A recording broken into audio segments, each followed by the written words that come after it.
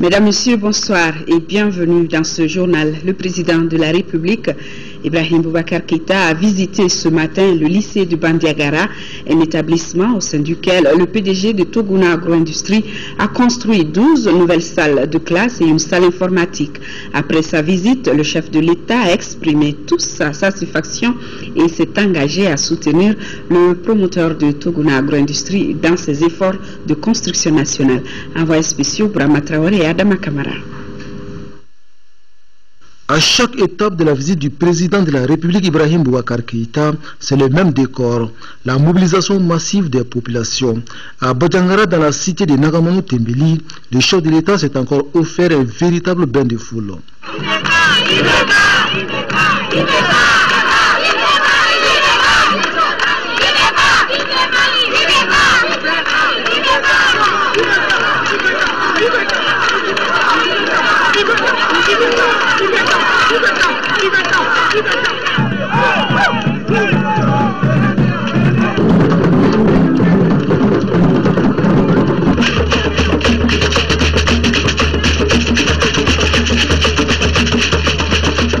Le président Ibrahim Boubacar Keïta est venu saluer un acte patriotique d'un fils du terroir. Il s'agit du PDG de Toguna Agro-Industrie, Serou Nantoumé, qui a doté le lycée de Badjangara de 12 nouvelles salles de classe et une salle informatique, de quoi renforcer les capacités d'accueil de l'établissement.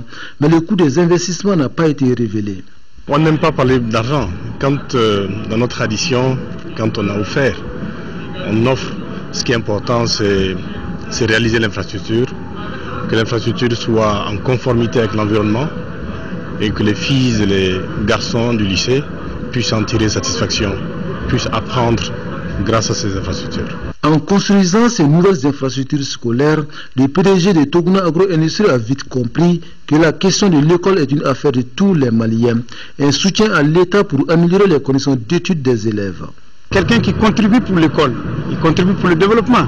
Quelqu'un qui contribue pour l'éducation, il contribue pour la promotion, pour l'avancée de la personne humaine.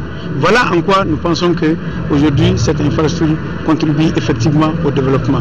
Celui qui a réalisé aujourd'hui les 12 classes au lycée, il a fait des rues pavées de plusieurs kilomètres. Il a fait une électrification solaire au niveau de la ville.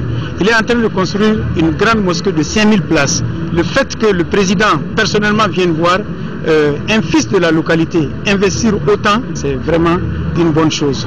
Pour le président de la République, la réalisation de ces salles de classe témoigne du souci du patron de Toguna Agro-Industrie de jouer toute sa partition dans l'amélioration de la qualité de notre enseignement. Une belle source d'inspiration selon le chef de l'État. Ce qu'il fait, il le fait avec le cœur, avec le souci d'aider l'autre, c'est-à-dire lui-même. En aidant l'autre, on s'aide soi-même. C'est lui qui a compris ça très tôt. Il y a quelques années, j'ai visité son village en compagnie du président ATT, une école qu'il venait de créer là-bas. Non seulement l'école, mais j'ai vu que c'était un programme intégré qui concernait tous les aspects de la vie villageoise. Voilà de tels chefs, de tels capitaines d'entreprise dont le Mali a besoin. Pas un capitaine d'entreprise qui va dans un palais, rouler carrosse et n'avoir aucun souci de l'environnement. Ce n'est pas son cas. Cet homme a souci du Mali. Cet homme a souci d'aider à la promotion du Mali. Pourquoi? Sans complexe, nous allons l'aider. Parce qu'il le mérite. Il mérite que le pays aide ceux qui, comme lui, ont souci du pays. Je le dis très clairement et sans complexe. Les capitaines d'entreprise qui ont souci du Mali seront aidés à hauteur de mérite. Car ils ont mérité que cela soit. Et cela sera, Inch'Allah.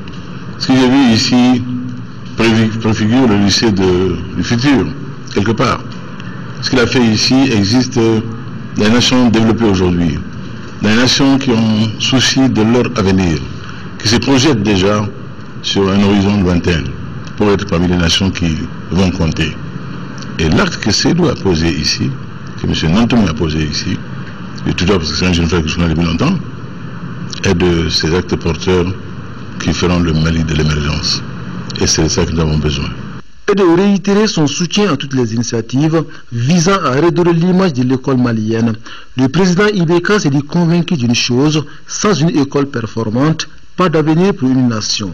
Je engage les élèves qui vont profiter de ce joyau à travailler dans la discipline, dans l'effort, pour mériter d'en être. Je dis que les ressources humaines demain seront triées sur le volet pour servir le Mali au mieux, à hauteur d'excellence. Et ici, les moyens sont donnés, pourvu que simplement la direction de l'établissement, la direction de l'enseignement régional ait souci de la bonne maintenance d'inter-établissement, d'y maintenir la discipline à hauteur de souhait, de faire en sorte que l'outil pédagogique soit d'accès facile. On a un exemple ici avec la salle d'informatique, dont on n'a même pas envie de sortir. C'est donc encore une fois dire merci à ce fils méritant du pays, du Mali, du pays d'Ogo, qui, la fortune acquise, a su se retourner vers les siens. C'est de ça que le Mali a besoin.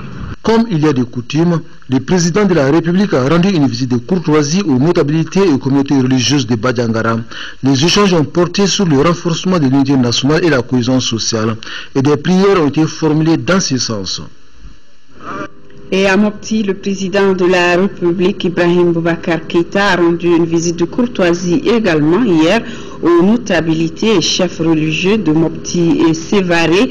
Au cours des échanges, il a été surtout question de cohésion nationale après la crise que notre pays a connue. Les responsables coutumiers et religieux ont saisi l'occasion pour formuler des prières pour un Mali apaisé et prospère. Le chef de l'État les a remerciés pour leur contribution pour la stabilité de notre pays.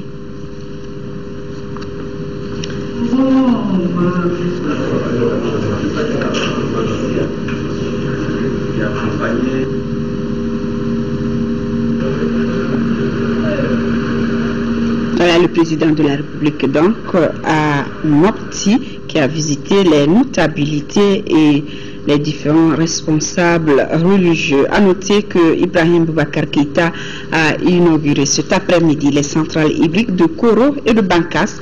Demain matin, il se rendra à Djéné. Le président de l'Assemblée nationale a successivement reçu en audience l'Association malienne de lutte contre le glaucome et l'Association malienne pour la protection et la promotion de la culture Dogon. Avec ces deux, il a évoqué plusieurs questions intéressant la vie de la nation. Youssouf Diakité. L'Association malienne de lutte contre le glaucome, en venant rencontrer le président de l'Assemblée nationale, avait un certain nombre de préoccupations et de doléances relatives surtout à la prise en compte du glaucome. Le président s'est montré sensible à la cause défendue par cette association et l'a rassuré de son soutien incontestable. Car, précise-t-il, la vie, c'est la vie. Et le message sera porté là où il faut pour faire face à cette maladie. Moi-même qui suis là, je suis jeune diplômé sans emploi, je suis juriste de formation et malheureusement frappé par la maladie. Je l'ai découvert un tout petit peu tard. Et vous savez, quand le glaucome frappe déjà, très souvent, dans la plupart des cas, on trouve que c'est déjà en phase terminale. Alors moi, actuellement, malgré mes études, j'ai fini et la vue n'y est pratiquement plus. J'ai de sérieux problèmes pour pouvoir voir. Pratiquement, je ne parviens plus à écrire. Et je lis très difficilement. Certes, je vois un tout petit peu devant moi, mais la vue quand même pratiquement, officiellement, je suis aveugle. Donc voilà un peu les difficultés auxquelles nous sommes confrontés. Et il y a des milliers de jeunes qui sont dans la même situation. Après, le président de l'Assemblée a reçu l'Association malienne pour la protection et la promotion de la culture Dogon, Guina Dogon. Guina qui signifie la grande famille. Nous avons vu, Monsieur le Président, c'est une visite de courtoisie. C'était premièrement pour le féliciter de son élection et deuxièmement pour lui présenter aussi notre nouveau bureau et aussi faire appel à lui pour les prochaines organisations des journées culturelles Dogon qui ont lieu à Koro, si tout va bien, en février 2015. Le président a ensuite saisi l'occasion pour saluer le rôle et les activités de cette association avant de rappeler que la richesse et la diversité culturelle sont illustrées par Guina Dogon. Et le président de l'Assemblée nationale qui porte à la connaissance des honorables députés qu'une séance plénière de la session extraordinaire en cours se tiendra le jeudi 20 mars 2014 et jour suivant s'il y a lieu à partir de 10h dans la salle Modibo Keïta. Le projet d'ordre du jour porte sur adoption des procès-verbaux de la séance plénière du 7 mars 2014 et jour suivant, délibération sur des projets de loi intéressant la vie de la nation, création des réseaux et communication.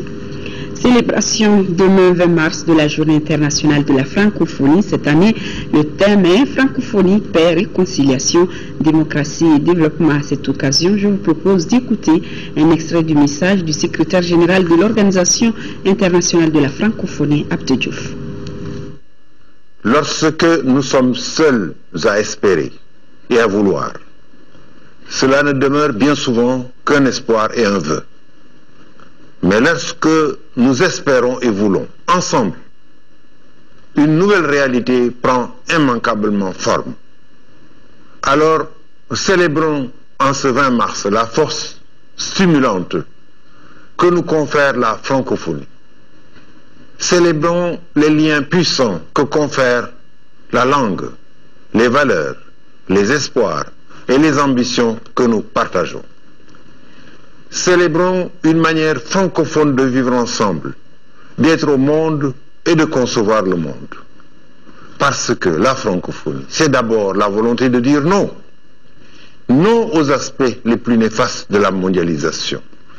Une mondialisation oublieuse de l'homme, de sa dignité, de sa liberté, de ses droits les plus élémentaires, faute d'éthique, de régulation, de volontarisme. Non aux inégalités économiques, sanitaires, éducatives, numériques toujours plus marquées. Non aux conflits oubliés, aux populations civiles, singulièrement les femmes, abandonnées aux exactions les plus viles. Non à l'impunité et à l'immunité des auteurs de crimes contre l'humanité.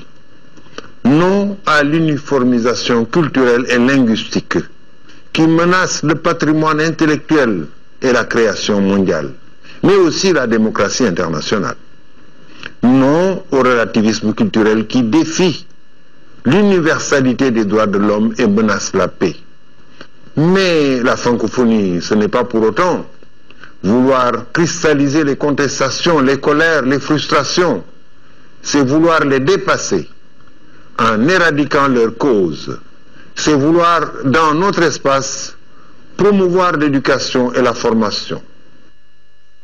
À l'occasion donc de la célébration demain 20 mars de la Journée internationale de la francophonie, le ministre des Affaires étrangères et de la coopération internationale rappelle l'engagement du président de la République à résoudre la crise sécuritaire par le dialogue inclusif dans le cadre du respect de la souveraineté, l'intégrité du pays et de la laïcité de l'État. Écoutons un extrait de sa déclaration au micro de Moïse Traoré. Ce thème épouse les principes de la déclaration de Bamako, texte fondateur adopté en novembre 2000 qui a cristallisé les objectifs de la charte de la francophonie en engageant les États membres sur des principes fondamentaux tels que la consolidation de l'état de droit, la tenue d'élections libres, fiables et transparentes, la promotion d'une culture démocratique intériorisée et le plein respect des droits de l'homme. Mieux encore, la déclaration a établi un mécanisme d'évaluation de la mise en œuvre de ces engagements dans l'espace francophone. Je voudrais également rappeler, entre autres, l'engagement du président de la République du Mali, son Excellence M. Ibrahim Boubacar Keïta, à résoudre par le dialogue inclusif la crise sécuritaire dans le nord de notre pays dans le cadre du respect strict de la souveraineté et de l'intégrité du pays ainsi que de la laïcité de l'État. Le gouvernement, en étroite collaboration avec tous les partenaires impliqués dans la gestion de cette crise, ne ménagera aucun effort pour la mise en œuvre du processus de paix engagé depuis la signature des accords de Ouagadougou en juin 2013. La francophonie, c'est tout d'abord des femmes et des hommes qui partagent une langue commune, le français. C'est aussi 77 États et gouvernements et plus de 890 millions de personnes qui partagent cette langue et ses valeurs universelles. Dans notre pays, elle est la langue de l'administration et au niveau international, la deuxième langue après l'anglais au sein des Nations Unies. Alors, les Maliens sont-ils attachés à la langue française? Les réponses dans ce reportage de Nyanya Aliou Traoré. C'est depuis la première année de l'école fondamentale que nous apprenons la langue française. Mais de nos jours, les b.a.-ba sont donnés plutôt à la maternelle. Le français est aujourd'hui au Mali la langue d'expression officielle, c'est-à-dire la langue de travail pour l'administration, d'où son apprentissage par les enfants depuis le bas âge. Malgré cette initiation précoce au maniement de la langue de Molière, elle constitue et demeure aujourd'hui un véritable cauchemar pour beaucoup de gens. Les Maliens parlent peu ou pas du tout le français. On parle plus bambara même que français. C'est surtout la grammaire et puis l'orthographe. On n'est pas documenté là. Ici, les gens ont honte de parler la langue française. Petit test en ville pour voir si les Maliens s'expriment plus ou moins bien dans cette langue. Halte d'abord devant un taxi. Nous sommes étrangers et nous voulons visiter Bamako. Mais c'est la ville. Oh ouais. Vous me conseillez quel endroit? Tu n'es pas en Bambara. Par contre, ces élèves rencontrés devant une école privée n'ont aucune difficulté à échanger avec nous. Elles déplorent le manque d'assiduité des uns et des autres dans la pratique de la langue française. Moi, je pense que le manque de français dans une société, c'est spécialement dû à la langue parlée en famille, quoi. Les infrastructures ne les permettent pas de mieux parler français. Ces autres élèves estiment que la source du problème est au niveau de l'encadrement, c'est-à-dire au niveau même du corps professoral. Et je pense que ce n'est pas dû seulement aux profs, c'est parce que le niveau même des élèves qui arrivent au lycée ou bien dans les écoles professionnelles, ils n'arrivent pas à s'exprimer dans cette langue. Et souvent, certains collègues, pour mieux expliquer les leçons, le font par exemple dans la langue officielle, la langue bamanakan. Il y a certains professeurs de façon délibérée aussi qui parlent dans cette langue, la langue bamanakan. Je vous propose d'écouter le mot que nos interlocuteurs aiment le plus dans la langue de Molière. Le mot aimer. Anticonstitutionnellement. Le travail. Étudier. Souvenir. Le verbe aimer. Détester. Tout compte fait. Et pour terminer, c'est ce mot que nous aimons. Voilà, bonne fête à tous les francophones. Les pays membres de l'Union économique monétaire de l'Ouest africain, UEMOA, vont bientôt se doter d'un label d'identification des aliments enrichis en micronutriments. Un atelier sous-régional pour valider les règles d'utilisation a débuté ce mercredi à Bamako. Compte rendu Lamine Keita. Les participants à l'atelier sous-régional de Bamako devront élaborer un logotype enrichi, c'est-à-dire définir un label d'identification des aliments enrichis en micronutriments, conformément aux dispositions en vigueur.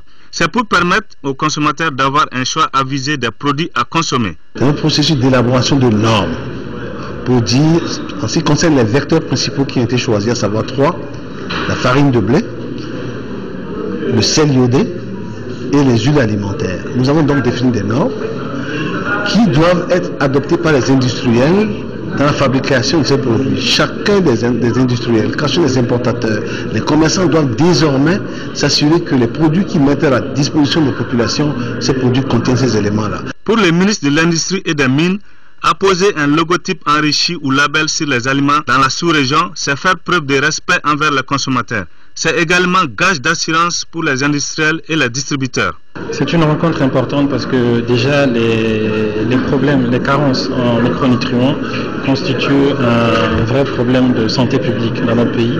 Un problème de santé publique pour les femmes enceintes et pour les enfants de moins de 5 ans. Et donc, qui dit problème de santé publique dit impact sur le développement. À l'issue de la rencontre internationale de Bamako, un logotype enrichi pour les aliments en micronutriments sera défini avec des règles d'utilisation. Yacouba Katile du Sentad est désormais le secrétaire général de l'Union nationale des travailleurs du Mali, UNTM. Il a obtenu 21 voix contre 18 pour Karim Diarra Adi Togola du SINAPRO. Le tout nouveau secrétaire général a exhorté ses camarades à plus de cohésion et à l'unité, gage de la réussite d'une organisation syndicale. Après 3 jours de travaux, le 12e congrès statutaire de l'UNTM a connu son épilogue ce mardi. La commission d'investiture a mis un bureau consensuel de 49 membres dirigé par Yacouba Katile du Sentad. Le nouveau secrétaire général l'a emporté avec 21 voix contre 18 face à Karim Diarra Di Togola du SINAPRO. Le bureau exécutif national est et demeure engagé plus que jamais à resserrer ses rangs pour être davantage à l'avant-garde du renforcement de l'état de droit, de la démocratie, de l'unicité du pays, de la paix sociale, de la sécurité des personnes et leurs biens, du respect des libertés syndicales et d'opinion, de la lutte sans merci contre la corruption et la délinquance financière sous toutes ses formes pour le bonheur de l'ensemble du peuple malien. Maouloud Ben Katra du SNEC est le secrétaire général adjoint. Le poste de trésorier est revenu à Agibou Boiré du syndicat national des banques et établissements financiers. Abdraman Touré du SNPIL est le secrétaire à l'administration. Je suis d'avance persuadé que les hommes et les femmes que vous avez désignés mériteront de la confiance placée en eux. Il ne saurait en être autrement parce que tous des enfants de ce pays, nous avons appris, pour ceux qui n'étaient pas là quand les choses se faisaient, que l'UNTM était au départ du Mali. Les travailleurs du Soudan et d'avant Soudan ont participé auprès de toutes les forces vives pour faire le Mali. Donc l'UNTM ne saurait tourner le dos au Mali, surtout au jour où le Mali a le plus besoin d'eux. Le nouveau secrétaire général conclura que rien ne détournera le bureau de ses objectifs, à savoir l'amélioration des conditions de vie et de travail des adhérents. Voilà, c'était un reportage de Daouda Sidiki Diarra avec la voix de Mamourou Sidibé. Les partis politiques s'initient au processus d'élaboration des politiques publiques. C'est à la faveur d'un atelier national qui a démarré ce matin, initié par l'Institut national démocratique en partenariat avec l'USAID et le groupe pour 2 jours les représentants des partis politiques signataires du Code de bonne conduite. Nando Dambélé.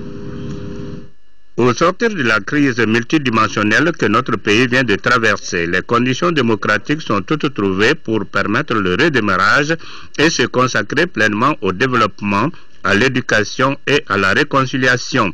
Ces grands chantiers constituent autant de défis que les gouvernants et la classe politique doivent se donner les moyens de relever. Le présent atelier vise ainsi à renforcer les capacités des partis politiques sur les étapes de base dans le cycle d'élaboration des politiques publiques par l'appropriation de la méthodologie d'élaboration des politiques, la connaissance des différentes étapes du processus d'élaboration des politiques.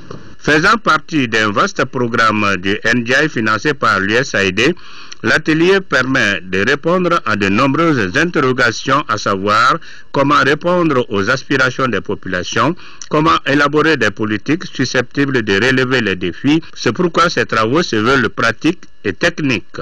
Un État démocratique a besoin des partis politiques forts qui seront au premier plan pour répondre aux nombreuses attentes des citoyens, d'où la nécessité de la planification des besoins à travers l'élaboration des politiques publiques et des projets de société. L'atelier est destiné prioritairement au cadre des partis politiques, aux secrétaires généraux et aux secrétaires chargés des questions d'élaboration des politiques ou des stratégies. Sur les 1597 espaces publics que comptait Bamako, il ne reste aujourd'hui que 261, raison pour laquelle le ministre de l'Urbanisme et de la politique de la ville a rencontré les populations des différentes communes du district. En commune 4, où il reste encore assez d'espace, les échanges ont porté sur les techniques de protection. Mamourou Sidibé. Le ministre de l'Urbanisme et de la politique de la ville était venu partager avec les populations de la commune 4 les stratégies de protection des espaces publics restant dans leur commune. Évidemment, la commune 4 est la seule qui a le plus d'espaces publics. Elle en compte encore 77. Ce qu'on compte faire pour maintenir ce cap, c'est d'abord compter sur la population d'abord. Parce qu'on ne peut pas réaliser ces services sans l'appui de la population, de deux, l'appui administratif par le ministre de l'Urbanisme qui vient de vous le dire, et ensuite prendre les dispositions nécessaires au niveau de la commune. Le ministre a déjà dans son agenda 3 axes de protection des espaces publics à Bamako. Premier axe de protection, prendre un décret présidentiel pour protéger les espaces qui n'ont pas encore été utilisés. Le second niveau de protection est la protection physique impliquant les populations. Le troisième niveau de protection qui est la plus efficace, c'est d'arriver à mettre en valeur les espaces publics. Pour sauvegarder les 261 espaces restants des 1597 que comptait la ville de Bamako, le ministre se rabat sur un cheminement. Déjà, c'est d'essayer d'avoir les documents légaux qui attestent du changement de vocation. Maintenant, quand on aura les documents légaux pour ceux qui auront changé de vocation, ça veut dire que ceux qui n'ont pas de documents légaux auront changé de vocation illégalement. Et là, en la matière, il s'agit de faire le point, commune par commune, et de voir quelles sont les mesures à prendre pour ramener les espaces dans leur vocation initiale, mais aussi pour sanctionner ceux qui se seraient rendus responsables de changements de vocation frauduleux. Comment faire pour récupérer les espaces qui ont changé de vocation et ceux illicitement occupés ont été les principales questions répondues par les visiteurs. La mairie de la commune a bénéficié du projet pilote de réduction de la vulnérabilité des populations au risque d'inondation financé par la Banque mondiale à hauteur de plus de 78 millions de francs CFA. Le projet permettra de renforcer les relations entre les structures techniques et communales par les liens juridiques. Fatoumata Kone. Exposée aux dangers liés à l'inondation, la commune 1 est entourée de plusieurs rivières. Cette situation géographique rend la commune 1 plus vulnérable. C'est pourquoi la mairie de la commune 1 a bénéficié du projet pilote de réduction de la vulnérabilité des populations de la commune 1 face au risque d'inondation. Il permettra sans doute de renforcer les relations entre les structures techniques communales par des liens juridiques. Il permettra de mettre à disposition des documents conséquents pour pouvoir construire nos collecteurs, mettre en place un système de curage efficient et efficace, voire même doter la commune du centre d'hébergement provisoire en cas de sinistre. Ce projet vient à point nommé, car il vient appuyer la mairie, voire toute la communauté pour une résilience et une meilleure préparation face aux risques d'inondation. Ce projet est une composante du projet de gestion des risques de catastrophe et d'adaptation au changement climatique financé par la Banque mondiale à hauteur de près de 78 millions de francs CFA, en partenariat avec la protection civile. Ce projet vise à préparer les autorités communales et les populations de la commune 1 à la prévention, la préparation et la réponse face aux inondations. D'une durée de 3 mois, le projet permettra à tous les quartiers de la commune 1 de faire face à toutes les catastrophes naturelles dans la zone. Lutte contre le paludisme en 4e région, l'association malienne pour la promotion du Sahel Amapros et Lutheran World Relief s'impliquent. Ils ont mobilisé près de 180 millions de nos fonds. Dans ce sens, le lancement du projet a eu lieu aujourd'hui même à Konodimini. Kandesila compte rendu.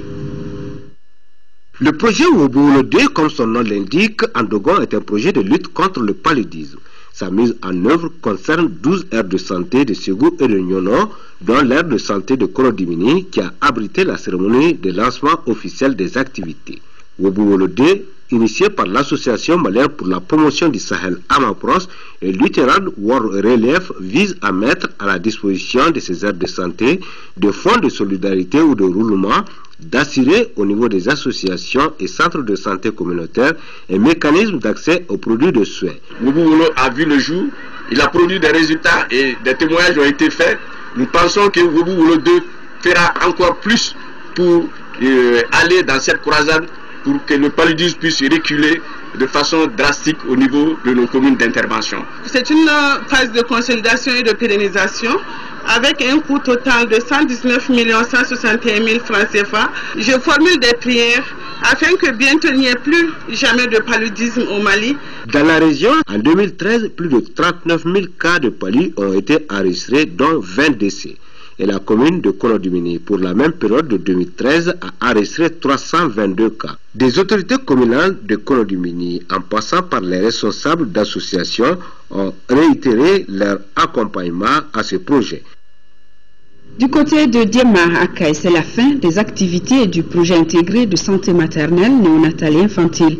Financé pendant 5 ans par l'USAID, le projet a permis de réduire la mortalité maternelle, néonatale et infantile. Le projet a étendu les soins essentiels communautaires sur 466 sites où plus de 3700 relais ont été formés et équipés. De Kaï, Mahamadi Alioubari. Il s'agissait au cours de cette rencontre d'échange entre les responsables sanitaires de Diema, les représentants de l'ONG MTIP et la population de faire le bilan des activités menées par le projet intégré de santé maternelle, néonatale et infantile après 5 années de mise en œuvre dans le district sanitaire de Diema.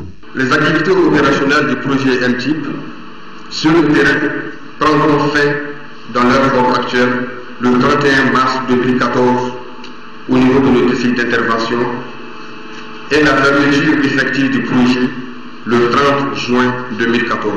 Il ressort de cette rencontre que dans le district sanitaire de Diema, le projet MTIP a réalisé des résultats très probants, à savoir la mise en œuvre des soins essentiels dans la communauté au niveau de 28 sites ASC, la formation et l'équipement de 592 relais communautaires dans 14 aires de santé, la formation des 4 groupements de femmes sur la promotion des meilleures pratiques en santé maternelle et infantile, la communication pour le changement social de comportement à travers la diffusion des messages par les radios partenaires de proximité. Témoignages des partenaires et bénéficiaires du projet, présentation des sketchs sur l'importance du lavage des mains au savon et remise des diplômes de reconnaissance aux plus méritants ont marqué la clôture des activités du projet MTIP dans le district sanitaire de Diema. C'est parti depuis hier à Sikasso pour la 9e édition du mini-bourse aux céréales. Elle est organisée par l'Association malienne pour la sécurité et la souveraineté alimentaire Afrique verte Mali. Objectif stimuler et augmenter les opportunités d'échange entre acteurs des chaînes de valeur riz, mil et sorgho. Daouda Diakité. Ils sont près d'une centaine d'acteurs impliqués dans la production, la transformation et la commercialisation des chaînes de valeur riz, mil et sorgho de Mopti, Koutiala, Sikasso et le district de Bamako, présents à ce rendez-vous de la 9e édition de la mini-bourse aux céréales pour 2 jours d'échange dans la capitale de l'or blanc. Une initiative de l'Association malienne pour la sécurité et la souveraineté alimentaire Amassa Afrique verte. L'objectif même de cette bourse est de pouvoir favoriser les conditions de mise en marché entre les zones de production et les zones dites de consommation et permettre d'instaurer un cadre d'échange entre les différents acteurs du secteur céréalier. Un cadre propice pour la fluidification des échanges commerciaux entre acteurs. Cette bourse est très bénéfique pour nous. Ça nous permet de tisser des relations de partenariat, mais surtout d'enrichir nos compétences dans notre travail de tous les jours. Occasion donc pour les autorités de saluer l'initiative qui devra contribuer à l'atteinte de l'autosuffisance alimentaire, mais aussi d'accroître les revenus des organisations paysannes. Votre présence à cette mini-bourse aux céréales de Koutiala témoigne tout l'intérêt que vous accordez à la sécurité alimentaire et nutritionnelle qui demeure la préoccupation des plus hautes autorités de notre pays. Les échanges d'expériences entre acteurs devront impulser de nouvelles dynamiques à l'essor de l'économie régionale et nationale.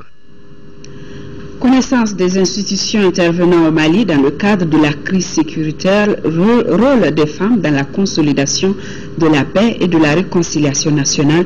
Les 2 thèmes étaient au centre de débat d'une conférence tenue le week-end dernier à Bamako et organisée par le collectif des femmes du ministère de l'administration territoriale. Une rencontre qui s'inscrit dans le cadre de la journée internationale de la femme.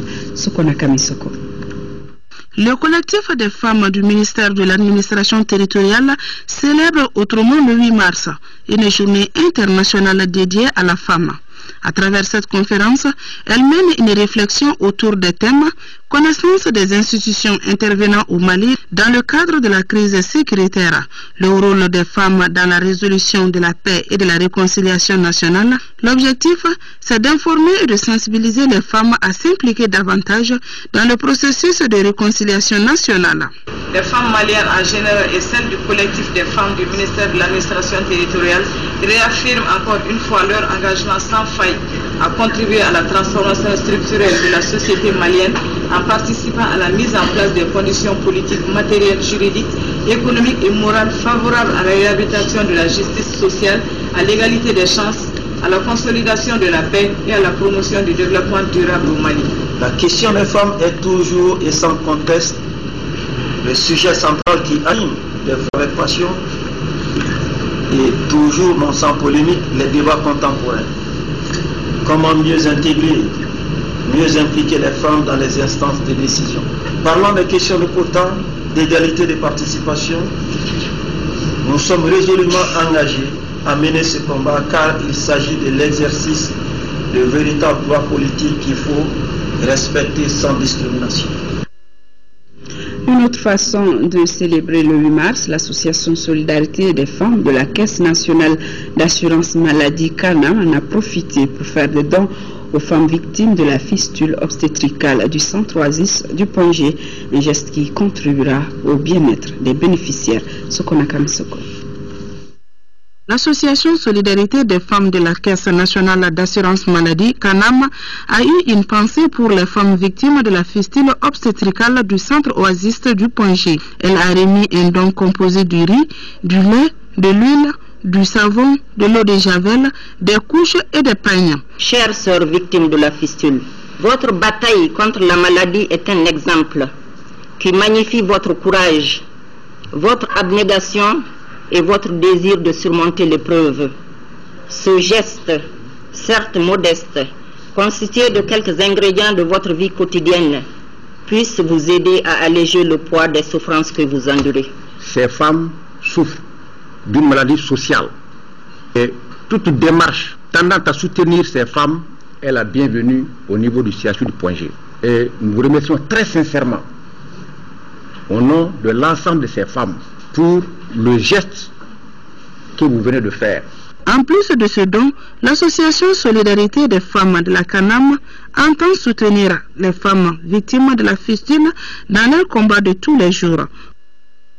Première édition du Festival international de slam et humour. Elle regroupe les slameurs et humoristes d'Europe, d'Afrique et du Mali et vise entre autres à promouvoir la diversité culturelle et aussi à favoriser le dialogue interculturel entre les jeunes. Le compte rendu de Mohamed Ould Mamouni. Peu se réveillent, trop peu se révoltent. Et toi ? Le Festival international de slam et d'humour est un espace récréatif pour les jeunes. À travers le slam, de la part important, ce festival met en exergue le dialogue interculturel. Il vise tout simplement à magnifier le verbe. L'objectif, c'est de faire la promotion de l'art oratoire dans sa généralité, particulièrement le slam et l'humour. Voilà un peu l'objectif de réunir un peu le peuple africain et occidental autour de la culture. Pour cette première édition, on a mis la barre très haut. Une vingtaine d'humoristes et de slameurs d'Europe, d'Afrique et du Mali vont célébrer le brassage ethnique. Une semaine riche en activités. C'est avec un grand plaisir que j'assiste à cet exercice tellement positif et tellement intéressant pour la jeunesse de nos pays. Voir plus d'une dizaine de pays représentés par sa jeunesse pour un exercice de construction. Parce que la culture ne peut être qu'un exercice de construction. Et la culture qui se traduit par des mots, et par des mots aussi éloquents. Et souvent des mots qui trouvent en nous des échos tellement prégnants, tellement présents. Et j'en suis sincèrement bouleversé. Et je ne peux que vous encourager. Les multinationales ne seront jamais ruinées. Chaque fois, le seul qui a mal, c'est le peuple terrorisé. Les activités du Festival international de slam et d'humour entrent également dans le cadre de la célébration de la Semaine internationale de la francophonie, placée cette année sous les signes de la paix et de la réconciliation nationale au Mali. Autre festival, celui de Sélingué, dénommé Urban Music and Mode, la 3e édition démarre le 28 mars prochain. À quelques jours donc du rendez-vous, les préparatifs vont bon train, selon nos envoyés spéciaux à Sélingué, Tédié Moussa Kamara et Moudou Soiré.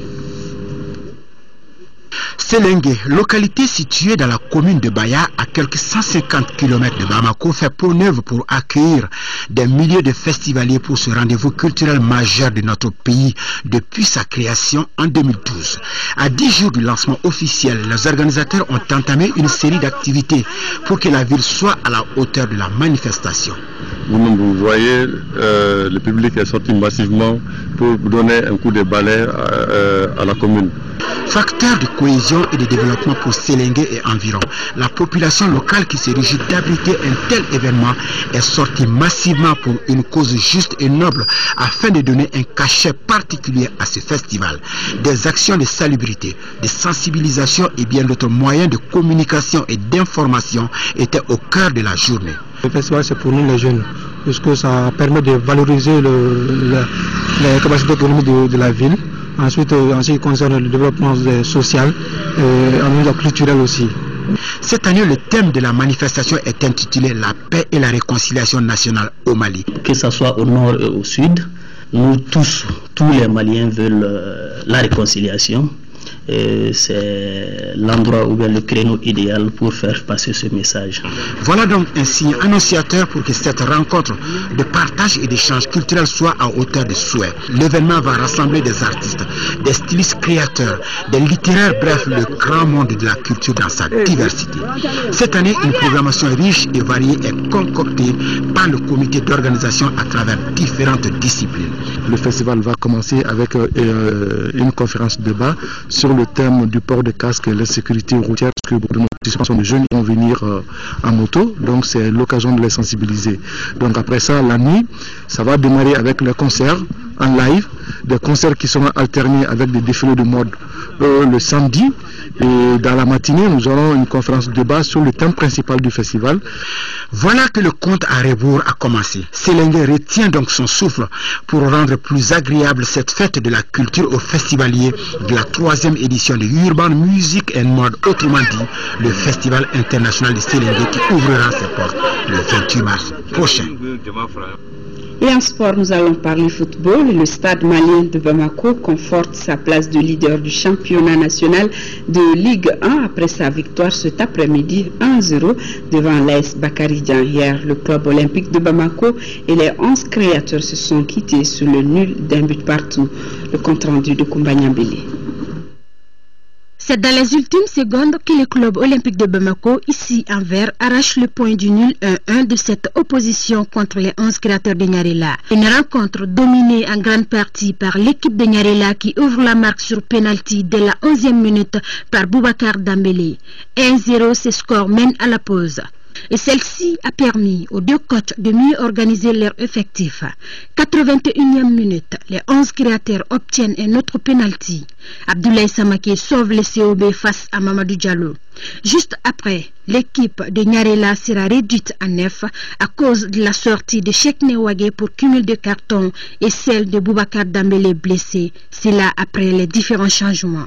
À 11 contre 9, le COB presse et réussit l'égalisation par Mamadou Tunkara dans les arrêts de jeu. Score final 1-1. On s'est battu, on a encore pilonné cette défense des 11 créateurs. Il fallait continuer à le faire, Égalisation à la dernière minute, ça fait très mal.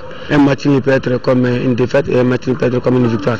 Je pense que pour nous, ça a été une défaite pour nous et on va continuer à travailler.